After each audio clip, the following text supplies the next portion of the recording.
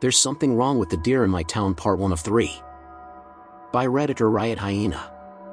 Every expert in town have no idea what the problem is. It's just the darndest thing has become the town's catchphrase lately, and it's the only thing anyone is talking about.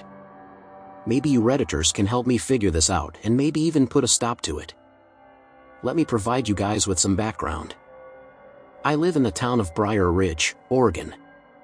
It's a small town encased in forest, with one road in or out.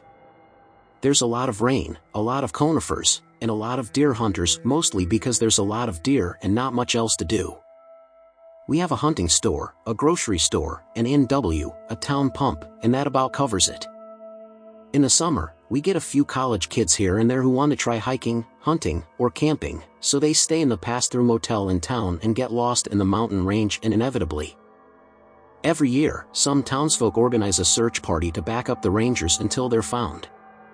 Some of the townsfolk who think they're hilarious have set up a betting pool of various criteria for the season's lost and found hikers. Age, size of the hiking party, level of actual preparedness, and level of drunkenness. These lost hikers are usually found within a few days, and by the end of summer they all disperse back to whatever cave dorm they came from and everyone goes back to business as usual. In the fall, the leaves just about suffocate every flat surface available to them, and the rain makes sure nobody is dry for a good couple of months. But it's also deer hunting season in the fall, so it's generally everyone's favorite season, and all the excitement, barbecues, and drunken bullshit begin and end there. In the winter, it's sometimes snowy, sometimes festive, always quiet. Except for the deer. I don't know what it is, but the peaceful quiet of the winter brings the deer out of the depths of the forest like moths to a lantern. One of my favorite things to do when I can't sleep is to put a coat and shoes on and walk out onto my street in my pajamas, and watch the deer in the fog. It's beautiful in an ethereal kind of way to see their lithe forms calmly ghost through the night, lit up by the occasional street light. Some people feed them by putting out piles of corn and oats in their yards, some people set up trail cameras, most people just leave them alone. Everyone knows that the deer haunt the town at night, so the rare nighttime driver knows to drive slowly.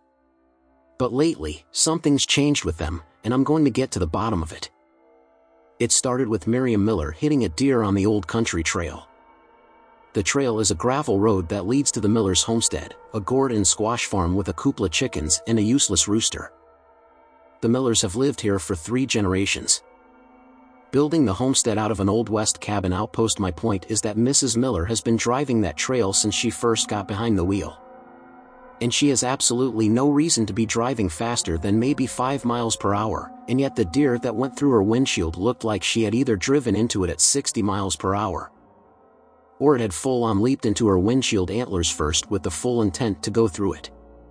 The latter one is the story she has been telling everyone since she got out of the hospital with all that bandaging around her head and chest. Mrs. Miller is 86, and with the blood loss and concussion, nobody really believed her at first.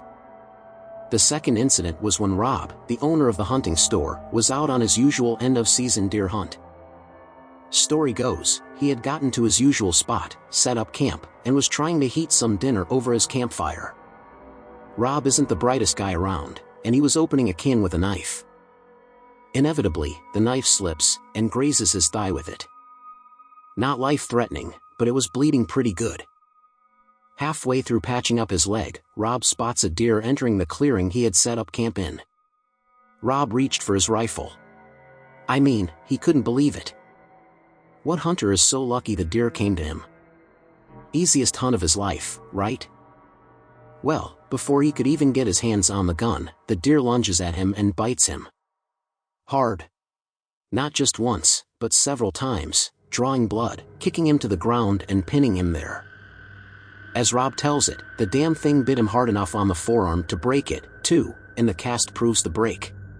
Just not necessarily that a deer did that to him. This is another one nobody would believe if it weren't for the flat, teeth-shaped wounds surrounded by ugly black and purple bruising. He says he eventually got his gun and shot at it, but he wasn't sure he even hit it since it was thrashing him around with its teeth, like a dog trying to rip chunks off. And he was in a blaze of pain and panic. He called for help over the radio for the first time in his life. He's one of those super glue it shut and sanitize it with whiskey types. When the Rangers got there, the deer was long gone, but Rob was still laying in the dirt, clutching his rifle like it was the last rope to shore in the rapids. Spouting off nonsense about hearing the mule deer's ears flap pin around while it wrenched its head back and forth, and how he ain't never seen hate in a deer's eyes before. Rangers said he looked like he lost a fight to a bear with dentures, not a fucking vampire mule deer, but the bruising. You know how much force it takes for herbivore teeth to break skin? What the fuck could make a deer do that? Chronic wasting disease doesn't exist in Oregon. Episodic hemorrhagic disease makes deer stupid and dead, not violent. And sure, plenty of hunters have been killed by deer defending themselves or what they view, but they kick and jab with their antlers, not bite like fucking Cujo. Normally, I would shrug this kind of stuff off as bored small-town people exaggerate stories for something to do. But I can't deny the proof in the injuries at least. There have been some other stories around town, too. Matt, the Millers' teen grandson, swore up and down that a deer killed his cat and ate part of it. His parents keep saying it must have been a coyote or a bobcat, and Matt's just freaked out about the deer, but Matt will tell you he saw it. In that kind of panicked way only a kid who's seen too much, but understands too little, can. I kind of believe him. I don't want to get to the bottom of all this because of curiosity, or because I think I'm so clever I can sleuth out what fish and game and the Rangers haven't been able to. I want to know because I'm scared. I woke up this morning around 3 a.m. with that sick feeling of dread that only accompanies a threat your primal animal brain has processed but your conscious human one hasn't. I sat up and took a look out of my window, and what I saw struck me still. There was a deer standing out there, watching me sleep. It didn't spook when I spotted it. This thing was nose to the window, so close its breath fogged nearly the whole lower half of the window. I was frozen in place for what must have been upwards of 10 minutes, and I swear on my mother's life I never saw that thing blink once. I understand now what Rob meant about the hate he saw in the deer's eyes that day. If I find out more, or something else of note happens, I'll post an update.